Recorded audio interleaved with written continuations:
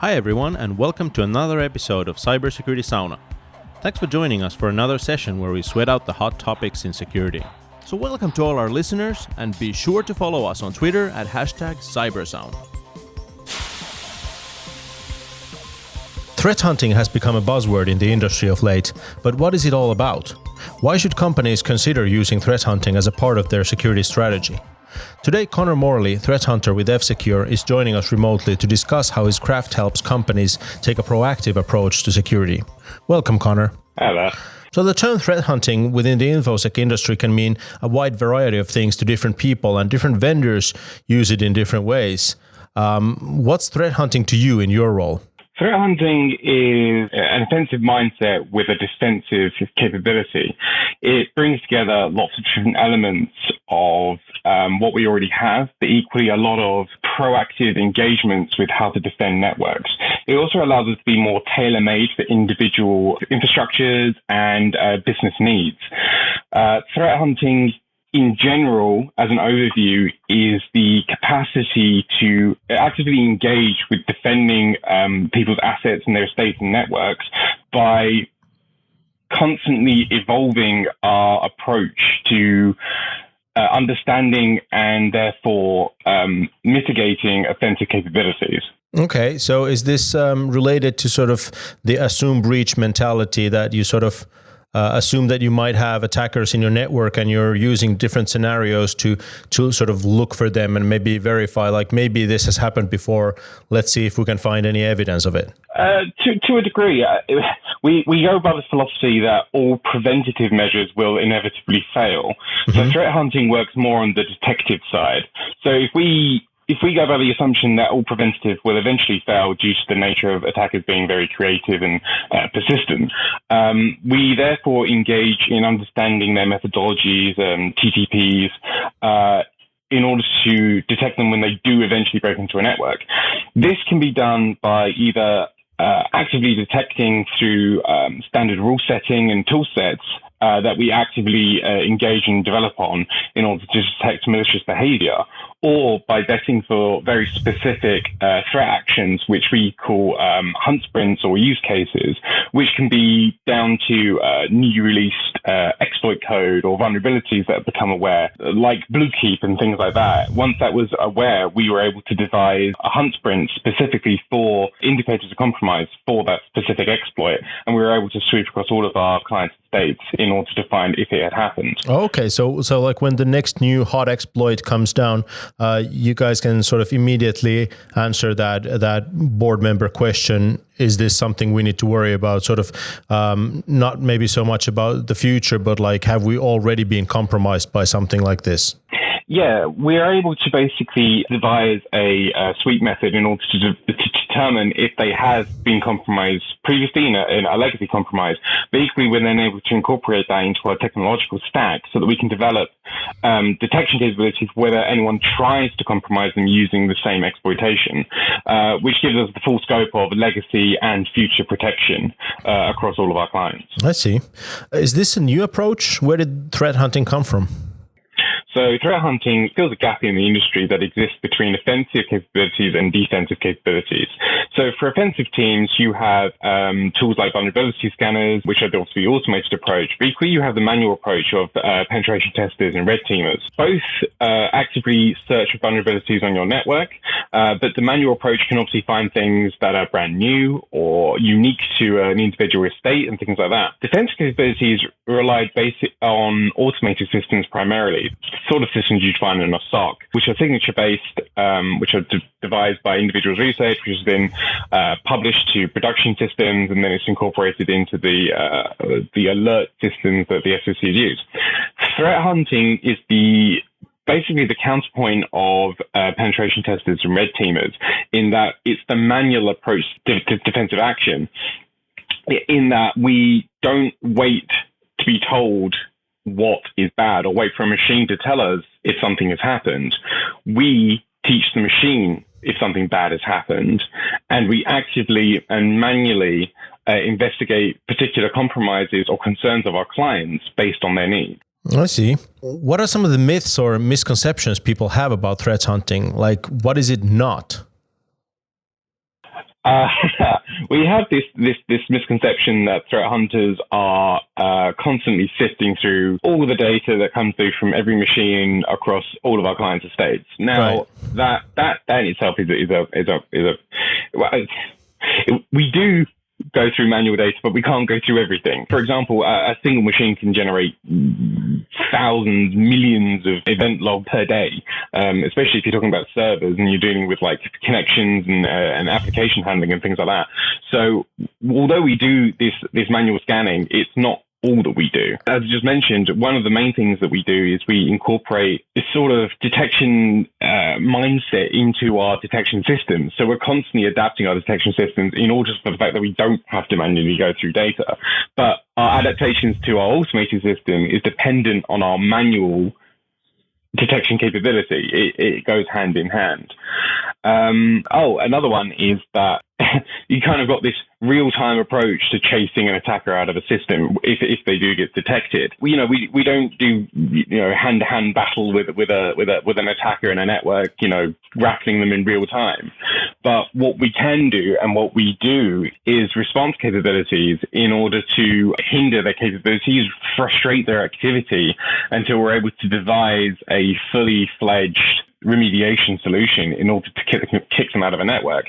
So although we may not be actively, they've done an exploit and we're going to block it immediately if they do it, that doesn't happen. But what we can do is track what they're doing, how they're doing it, what they're trying to achieve, put in frustrations like bottlenecking network speeds or isolating particular command protocols or things like that until their internal response team, or if our incident response team is able to devise a remediation to thoroughly kick the attacker out of a network and stop them coming back. That sounds fascinating. Like you're actually engaging with a real live ongoing attack. Yes, in a few occasions we have had clients who have been dealing with active attackers, and we've liaised with their internal teams to basically follow this attacker through their network, see where they came from, the initial point of compromise, and work forwards to see what their objective is. Once you've got the initial point of compromise, obviously you can then plug that hole, but you still then have to kick them out of the network.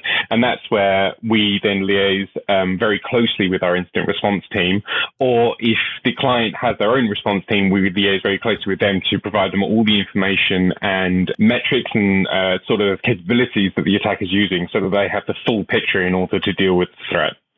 No, I see. But how do you even end up in that situation? We read all these reports that time to discovery in an average organization is, to the tune of a 1 year, 2 years.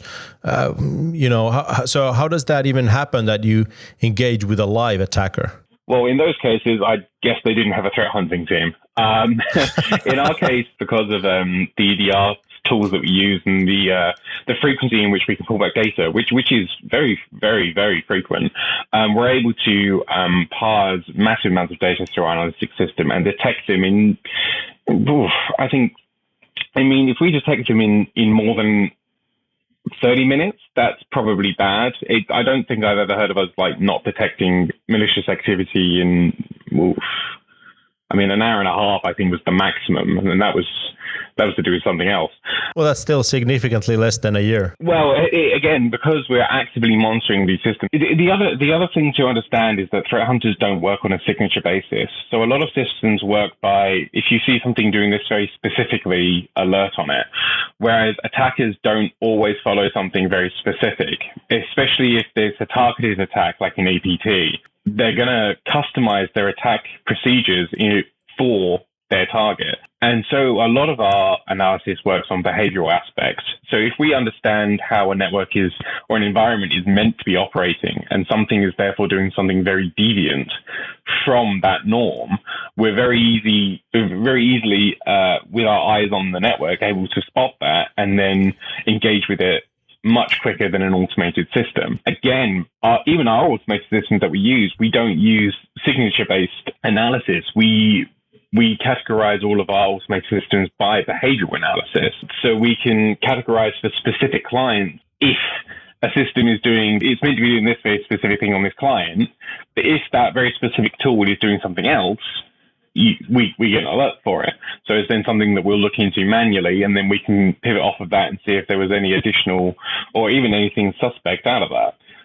All right. Before we go further into threat hunting, was it always like this? Like in all the years you've been doing threat hunting, has the field evolved or changed?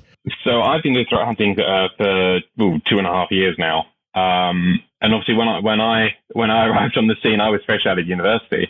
But even in the 2.5 years that I've been doing it, there's been drastic changes, especially F-Secure countercept. The original tool sets, talking to some of the original members of the team, involved only manually scoping through networks with no response capability whatsoever. The logging capabilities were limited. The automated scanning was again limited. But what the guys did back then was although the technology that they were using was in its infancy, really, their knowledge was incredible. So over the years that they were working on it, that has been infused into how we now do things. And it's changed our procedures, our tech stack, our understanding, our capability for individual environments and client needs. This has all evolved from what it used to be. But it used to be guys staring at screen after screen after screen of data, the way that people kind of mythologize threat hunting to be. But that was for a very limited data set, equally on a very limited size of state. Whereas now we do much more effective threat hunting over enormous estates, multiple enormous estates, with extremely good results and really high accuracy. I mean, some of the things that we've picked up have been very stealthy. Yeah. What about going forward? How much does research play into your role as a threat hunter? Research is fundamental. In our concept of what threat hunting is, you cannot be a threat hunter unless you have a research element to what you're doing. Research is our bread and butter of how we advance our understanding of how attackers are, how we stay on the front lines, how we keep on their toes, how we advance our analytical systems, how we even devise new offensive capabilities just so that we can then plug the hole of how they work. And that breaks down into individuals in the team all having different areas of interest, which they're then able to pursue at their leisure, basically, to research what they find interesting. And this leads to a huge range of capability and expertise in lots of different sectors that is directly infused into our capability, our corporate capability and our defensive capability. For example, I'm working on an area at the moment which is to do with UEFI detection, which is based off of research that was at a very large InfoSec convention last year. And I'm now devising methods to incorporate into our systems, which allow us to detect this very unique and very hard to detect malicious action. Is that based on just the idea that you know that an attack like this is possible, or have attacks like this been seen in the wild? Both. So the research itself that I saw was theoretical, but shortly after that there was a malicious compromise Sure. of a large corporation which used that technique in order to fulfill its persistence mechanism. So it works hand in hand. I began it as based on theoretical research, but because it's now theory, obviously then leads to practical capabilities in most instances. Finding a way to detect that obviously plays into our hands. No, absolutely. Let's say you have all this capability now. You're able to detect all these things. You're ready to get threat hunting. How does threat hunting start? How do you what's the first day like? How do you decide what you're gonna look at?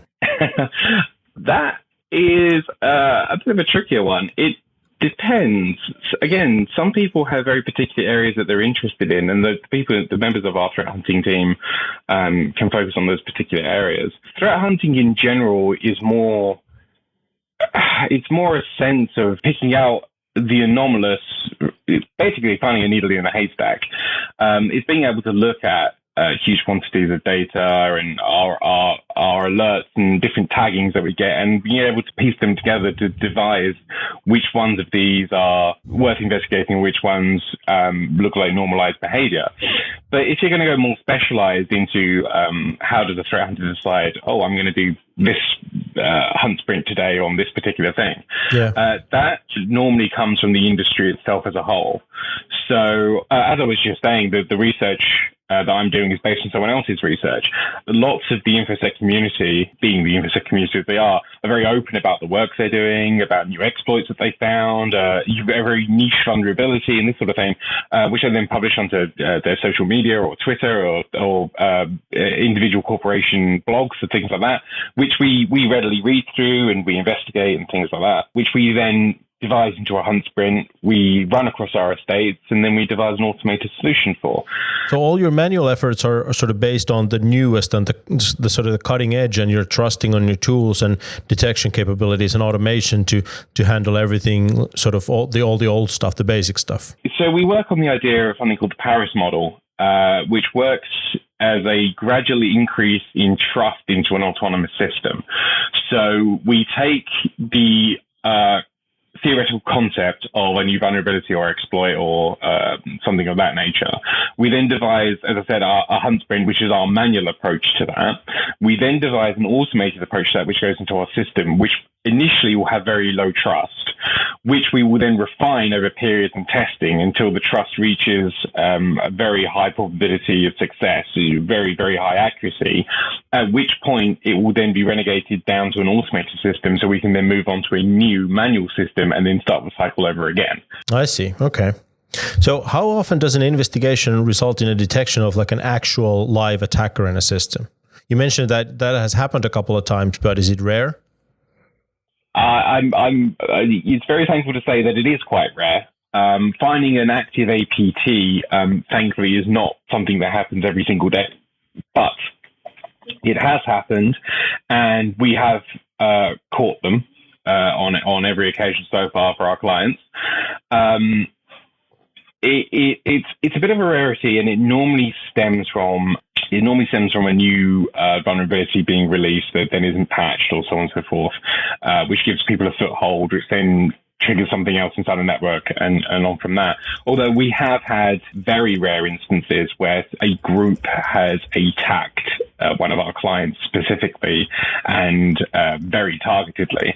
And even in those instances, doing defensive methodology of how we do threat hunting has always yielded the results of we have detected them, maybe not necessarily at the first step they've got onto the network, but we will detect them when they try to do anything malicious to anywhere else on the network.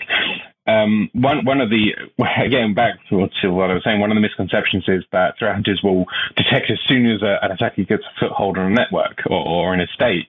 That's not normally the case. Because the estate can be so vast, a foothold can be very, especially if it's a new vulnerability, can be very hard to detect. But what we will do is any malicious activity that is more or less uniform for all attack groups and TTPs for data theft or exfiltration or persistence or pivoting through a network or memory injection or things like that. These are bread and butter techniques for attackers. Anything like that, or anything new that we're now manually hunting for, which again, as we said, is based off of cutting edge research, we will detect and we will find what they're doing. And then when we do, we will trace back to how they got into the network, find that vulnerability, and then move forward with the remediation. If I was a InfoSec buyer, the argument of being able to detect attackers every time would sound pretty convincing. So you're saying there's never been a case where like an attack was detected later to have happened while you were actively threat hunting in that environment? Not to my knowledge, not currently, no. Well, that's pretty impressive. So these actual live detections you've faced, can you give us any details or juicy stories about them? I suppose the most recent one, which is relevant, which is also a story into why you should patch your machine. We had a client who was actively compromised by a hands-on keyboard attacker based on a vulnerability that was identified weeks or so before the breach. Unfortunately, the system wasn't patched due to various infrastructural reasons and things of that nature. And eventually an attacker found it, exploited it, and got onto their network. We initially didn't detect how they got onto the network, but what we did detect is then they started trying to access their SQL databases. As soon as they tried this, we detected this almost immediately. We were able to limit them, frustrate their actions, and kick them out of the network. However, because the vulnerability still hadn't been patched, the attacker kept hopping back in through this vulnerability. Yeah. So what we ended up having to do was every time they got in, they'd have about an hour's window where before the data coming back to us of detecting that they got back in again, and then us being able to put in the executions across the systems in order to kick them out again. So what we did is we devised with the client a number of strategies in order to frustrate their activity, which involved blocking particular ports, which allowed, although it didn't stop them sending commands in, it did stop them receiving the response back to their control systems. So they never knew if what they were doing was working. We then started limiting the commands for particular internal systems, which, again, greatly limited what they could do. And obviously, because they then couldn't see the response messages, what they were trying to do stopped working. We also isolated the accounts they were using and limited their administration capabilities, which means when they then tried to re-enable these particular systems that we've then frustrated, it obviously didn't work. And eventually they did give up, even without patching the machine. Now, that is not to say do not always patch your machines, but this is a story of if they'd have patched it when alerts when it was notified to them, if it was possible, the attacker wouldn't have gone in the first place. Thankfully, in this case, the attacker was detected and kicked out before they got access to anything of potential value or could cause any damage. But this may not always be the case, because some attacks take place in the matter of 5 to 10 minutes, not necessarily hours. Right. So patching is fundamental.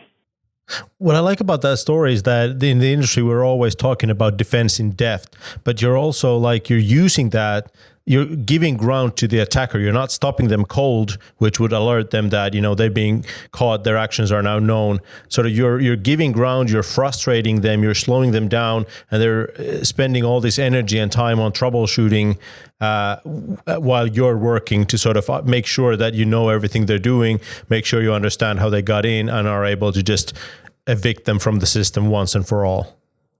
One of the most dangerous things when dealing with a hands-on keyboard attacker is to alert them to what you're doing. So as you've mentioned, we go to great lengths in order to be very stealthy when we have detected them, that we don't tip them off that a threat hunting team such as ourselves is onto them and tracking them through a network. The reason we do this is twofold.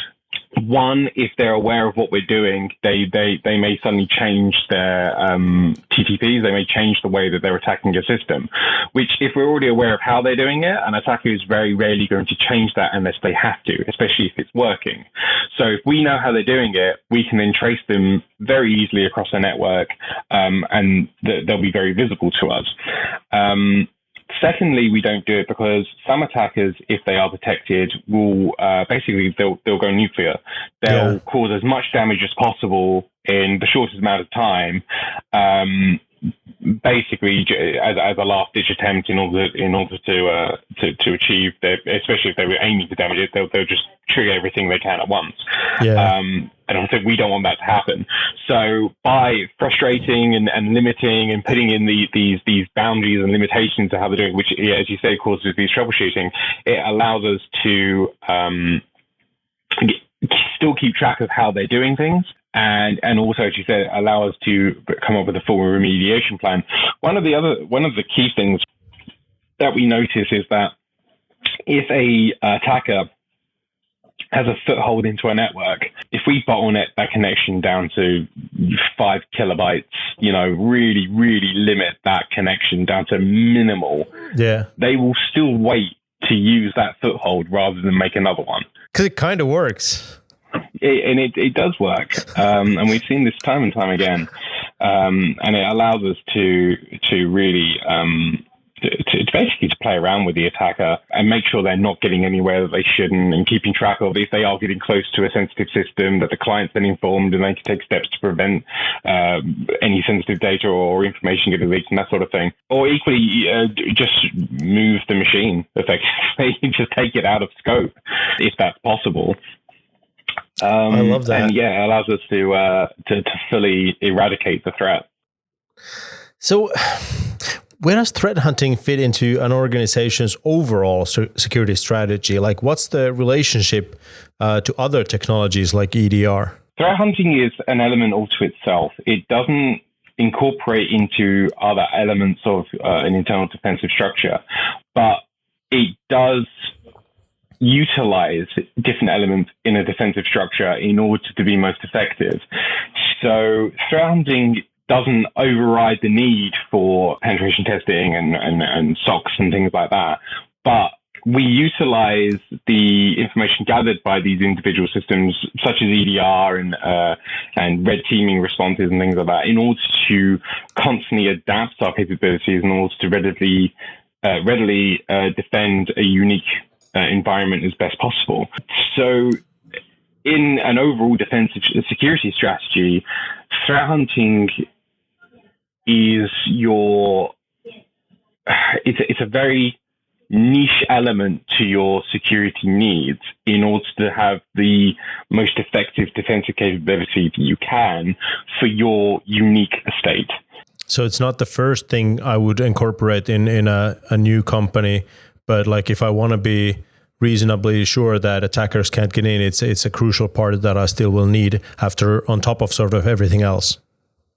I would say so, yes. Threat hunting tends to be for people who are more readily targeted by active attackers. So the more ripe the target, the argument for threat hunting becomes more and more relevant. If you're a very small business, the need for threat hunting capabilities may be a bit of an overkill, but for bigger corporations with intellectual properties or large databases or who handle important documentation, so on and so forth, threat hunting is more or less a necessity nowadays.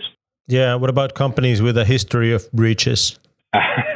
Again, depends on how the breach came about. Right, sure. That's fair enough. If the breach was just by poor digital hygiene, then that can be solved by, well, other things than the threat hunting team. No, you're However, right. a threat hunting team would be very capable of detecting future breaches in those cases if the corporation itself felt that was a concern. So can you talk a little bit about the sort of relationship in threat hunting between manual labor and automated technology? So Countercept uses an amalgamation of both. I've mentioned a few times how we take category research and how we develop manual approaches and then incorporate that into the automated structure. We don't do that necessarily through a development team. We do have a development team who have made an incredible platform that we do use, but the Countercept team and the threat hunting team that I'm a part of readily develops internal systems and capabilities based on our human labor. So we have this trade-off of we actively hunt for the newest or hardest to spot threats that an automated system will have no idea what it looks like. But we are also constantly developing our automated system based on our manual research and investigations in order to make it the most accurate and capable detection system that we can possibly make it. And that is based off of individual malicious codes or malicious behavioral aspects or known TCPs or even just very niche criteria that can be tagged to specific actors like hack toolsets or things like that. So in a day-to-day threat hunting element, we have this large and very powerful automated system that is built and is accurate because of our manual input to the system in order to improve it. and sharpen its accuracy, which we use to detect previously researched and manually accessed malicious actions, whilst at the same time continuously using manual detection procedures in order to find new or niche attack capabilities, which we will then fold into the automated system. So it's this constant manual development to put into an automated system to move on to a new manual approach that hasn't been seen before. So we're constantly got this balance between known and trusted detection that we should devise ourselves with a new manual detection into things that are very unique or just brand new. Okay. What about the threat hunters as people? What are some of the qualities that make a good threat hunter, some of the skills that are needed? So from the guys that I work with, one of the key things is to really have a passion for what you're doing. Everyone in the threat hunting team that I'm a part of really enjoys the work they're doing and takes pride in what they do. Attention to detail, keenness to learn, really basically being hands-on, being willing to jump in at any moment if something goes wrong. These are key skills, key character traits for any good threat hunter. And that incorporates into both the research side, which we depend on for our capability enhancements, but equally the day-to-day core operations, especially when incidents do happen or compromise is detected. The guys that I work with will jump on, regardless of the situation, to help out and really dig into the details and really go very, very deep into what's happening in order to provide the most accurate report and analysis on the behavior that we've detected. What do you need to know to be able to sort of think like an attacker? You're often referring to TTP, so knowing the techniques, tactics, and procedures of the attackers will be crucial, I'm guessing. That is a fundamental. All of our team are OSCP trained at minimum in order to give them a form of training into the area of offensive security. But in order to have the attack mindset, it's that application of, can something be misused? How can I misuse it? Can I make something do something it's not supposed to? As you said, and as I've said with the TTPs, if you understand the things like kill chains and standard procedures and exfiltration and targets for data theft and things like this, that all ties into, if an attacker is on a network, what are they possibly going to try and do? How are they going to get there?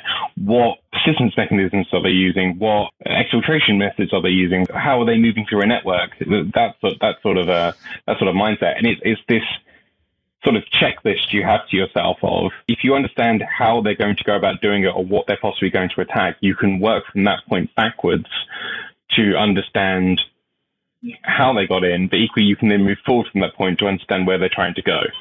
No, absolutely. So how did you personally get into this field? What's your career background? My career background's a bit short. I worked at a refurbishment plant before I went to uni, fixing laptops and mobiles, got into low-level sort of understanding of how they worked, went to university to do security. But I initially wanted to be a pen tester, like a lot of my university friends. And I happened to come across this threat hunting role. And when I read into it and obviously met the guys at F-Secure Countercept and really understood what it is they did, and the heavy side of research they do here, it was a no-brainer for me, really. So you went straight into offensive security? Effectively, yes. I did a computing security degree at university. Sure. So thankfully, it just kind of tied in together. But I mean, even from when I was a teenager, I on computers all the time, and I started doing some very, very basic programming and that sort of thing. And that's obviously what spurred my interest, got me into the refurbishment job, got me to university, and then now I'm working at extremely technical levels, which I love my job. Absolutely. So what's the future of threat hunting? What does that look like? So threat hunting, as it's moving, it just in the general security industry, is moving to what's called things like a zero trust model. Right. So one of the main factors of compromise nowadays is internal threats, where a member or employee of a company is used as the point of attack or is the attacker. And because they already have access to the system, it makes it much, much harder to detect and associate with a particular person, especially if they understand how the systems work.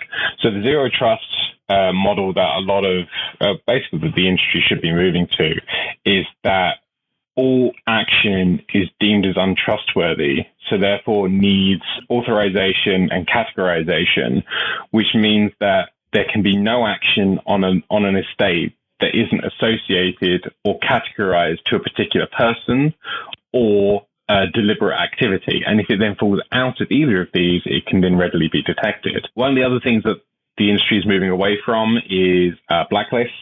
So at the moment, blacklists are getting longer and longer and longer because there's just so many ways for attackers to get around things. So instead, they're moving to a primarily whitelist basis, which means that software that's run on a network or an estate will be whitelisted and authenticated by the client's security teams before it's allowed to be used. And anything that deviates from the allowed procedures or technology will therefore be automatically banned. As for threat hunting, this ties directly into this sort of element where we will be adapting to and other industry changes in order to maintain our cutting edge detection for methodologies that may try to get around this or find ways that can leverage this to their advantage and things like that. Yeah, both the trends you're talking about, the move from static defenses and blacklisting to sort of whitelisting and more dynamic services, and the zero trust networks, like those are fascinating concepts, and I agree with that the industry is moving in that direction. But on the other hand, the industry is still struggling with trying to replace Windows Server 2008. So, do you think we're ever gonna get there, in any meaningful sense? I think because of the way the computing industry has moved, especially due to the publicity and scope of the damage that has been caused by cyber attacks and the impact on trust and effectively revenue for these companies, I think the push for a more secure standard of computing infrastructure will be forced through due to necessity. Not just from a security industry standpoint, which obviously we're all very keenly aware of, but simply from a general awareness of the implications of not employing these sort of capabilities. The threat of not taking advantage and improving security methodologies and even just general, as I said, digital sanitation is too big a risk for a lot of corporations. Right. So what advice do you have for companies who want to start to build a threat hunting team or who want to outsource one? The threat hunting team is all about the people. You need to have the best people you can find in order to fill the roles of your threat hunters. They need to be keen, they need to be willing to jump in, and they need to have the technical know-how in order to facilitate the role. Although doing this in-house will require a lot of training, it is highly recommended that a threat hunting team be put in place for any corporation dealing with sensitive materials. For companies thinking about hiring out the job of a threat hunting team, what you need to do is find a threat hunting team that you can trust to get the job done, one that you feel is going to be at the front of the line and who is going to be able to jump onto any incident and handle it from start to finish until you kick an attacker out of your estate. The core thing to remember is that preventative systems will fail. So you do need to have a detection system in place, and there is no better detection system currently than a efficient threat hunting team. Thanks for being with us today, Connor. Thanks for having me. If you want to find out more about this topic, we have a white paper out at fsecure.com/threat hunting. And as an example of a threat hunter research, Connor's KillSuit paper is linked in the show notes. That was our show for today. I hope you enjoyed it. Make sure you subscribe to the podcast, and you can reach us with questions and comments on Twitter through fsecure with the hashtag cybersauna. Thanks for listening.